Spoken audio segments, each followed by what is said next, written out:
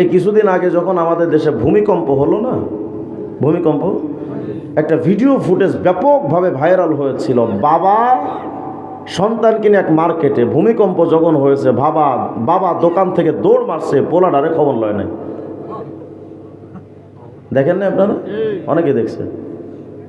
তো দুনিয়ার সামান্য একটা ভূমিকম্পে যদি এমন হয় যেই কিয়ামতের ময়দানে মহাপ্রলয় ঘটবে, সমস্ত পাহাড়গুলো তুলার মতো উঠতে থাকবে, আকাশটা তেলের মতো গলে গলে পড়তে থাকবে, গর্ভবতী নারীরা যখন গর্ভপাত করে, কখন গর্ভপাত করে ফেলবে টের পাবে না।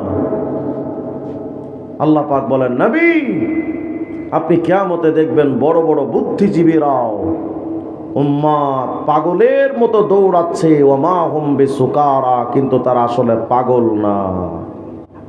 ওই কিয়ামতে আপনার মনে রাখবে নাকি?